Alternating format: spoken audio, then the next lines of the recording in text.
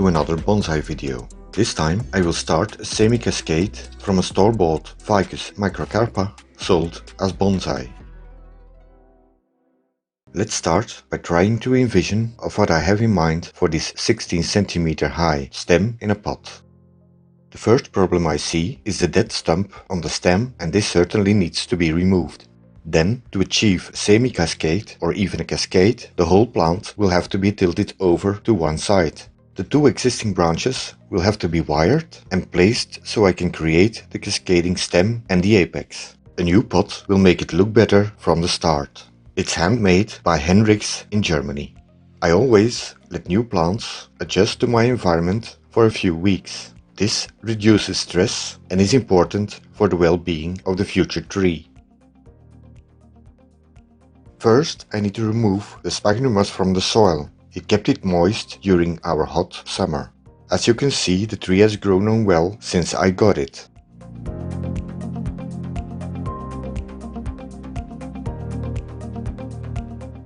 It's carefully removed from the pot. Now I can comb out the soil and see what roots I will find.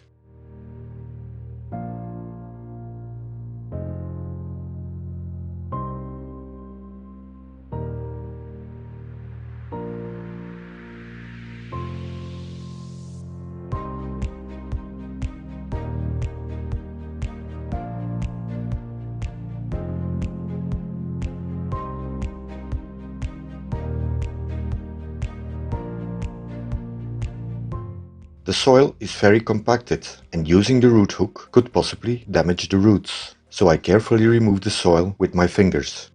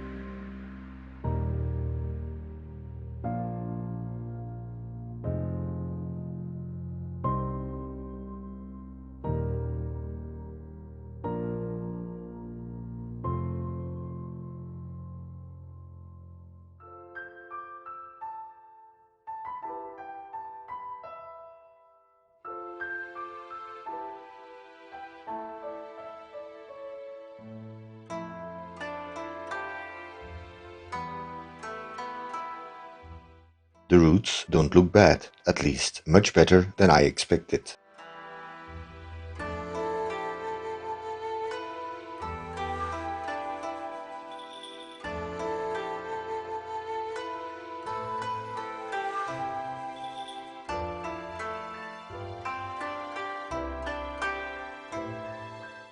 I washed the root ball and let it soak in a seaweed solution while I prepare the new pot. The seaweed helps a lot with reducing stress for the tree and gives it a boost, so it will recover much quicker.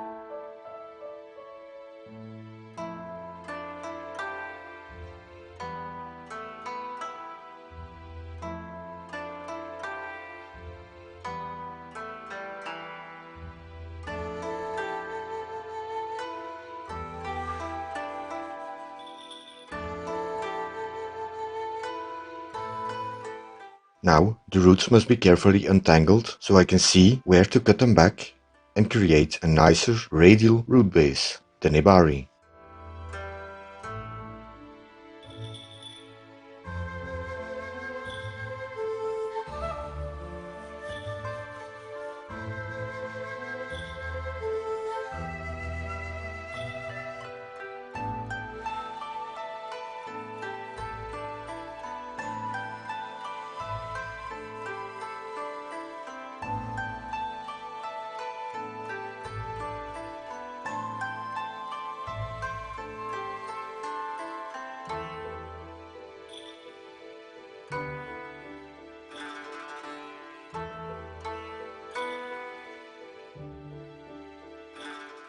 There are a lot of long roots, but not many fine feeder roots, so they need to be cut back to force a tree to produce more feeder roots. Also, most of the roots came out of the trunk at 3/4 of the base. By carving the stem base, I'm hoping it will make some new roots there too.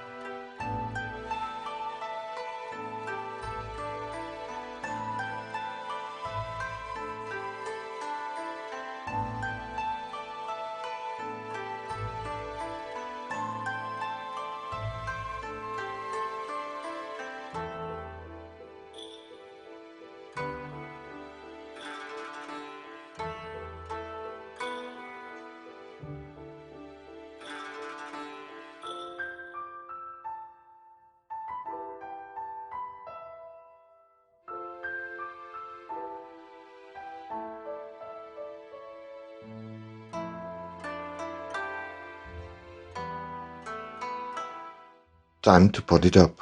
The mesh over the drainage hole prevents the soil from washing out of the pot. To assure good drainage, the bonsai soil I use is quite coarse. This way it won't get waterlogged, which can result in rotting roots. The soil is piled up, so I can put the tree in place much easier, and has less chance for air holes in the soil.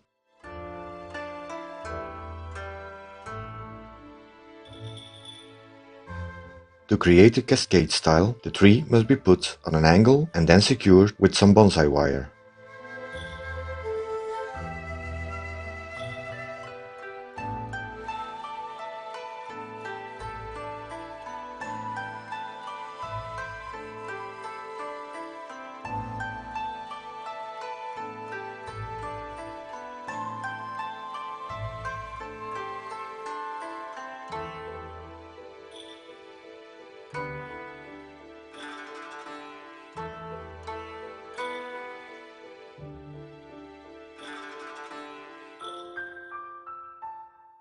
However, it was already 2 AM, so this idiot kept on twisting the wire in the wrong way.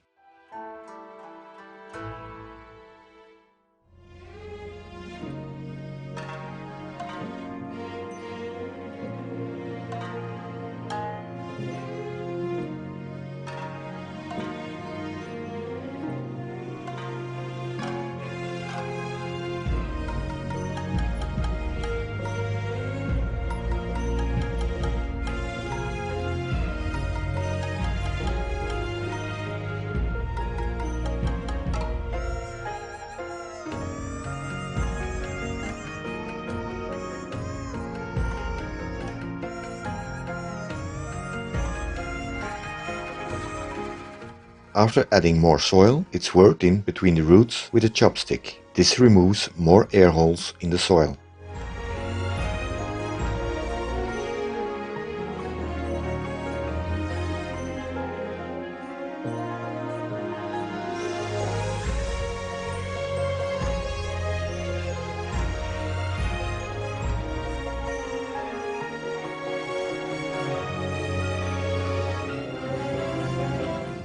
So for tonight, I will finish the repotting, water the tree and call it a day.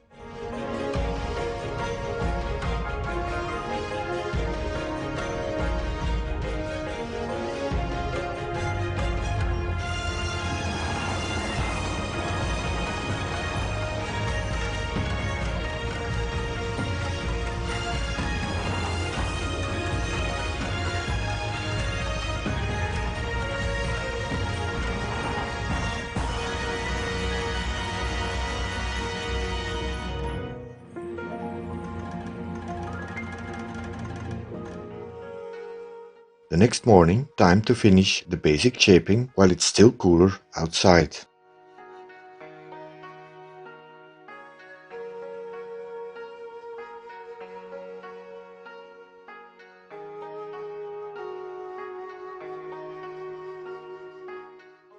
The first thing to do is to remove that ugly stump on the trunk.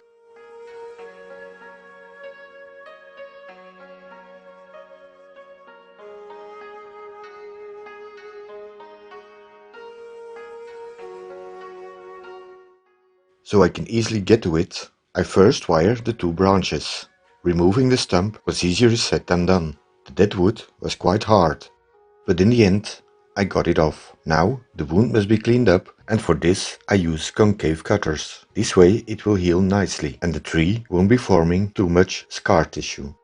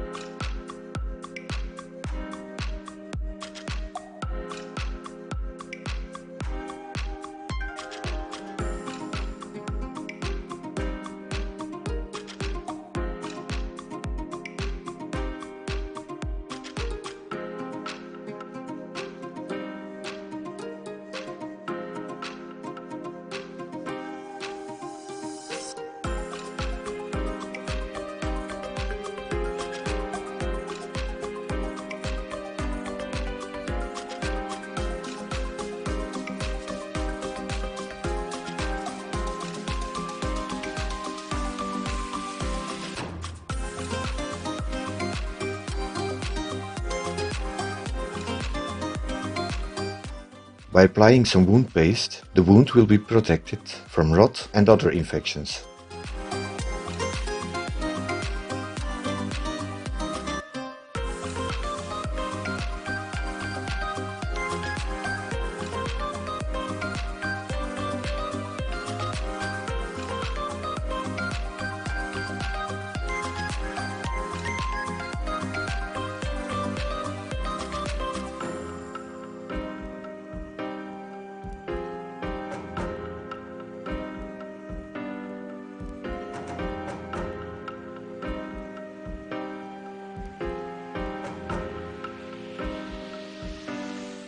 Now it's time to start shaping the base for the bonsai.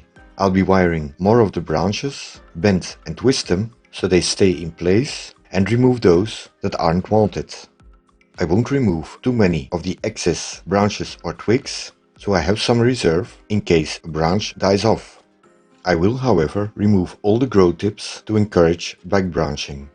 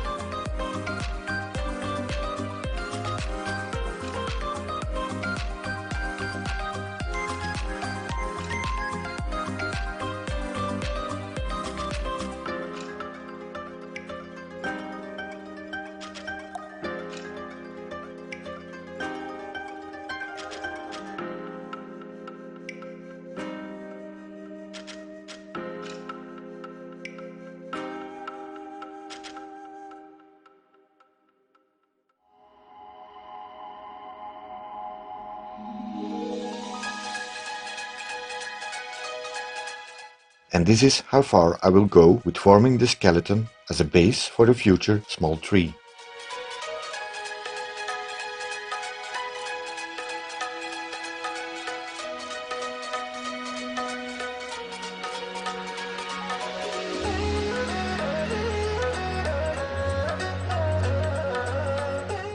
I will create a playlist for every tree I will start or work on from now on. This makes it easier to follow its evolution, and there are many more to come. Thanks for watching, and until next time.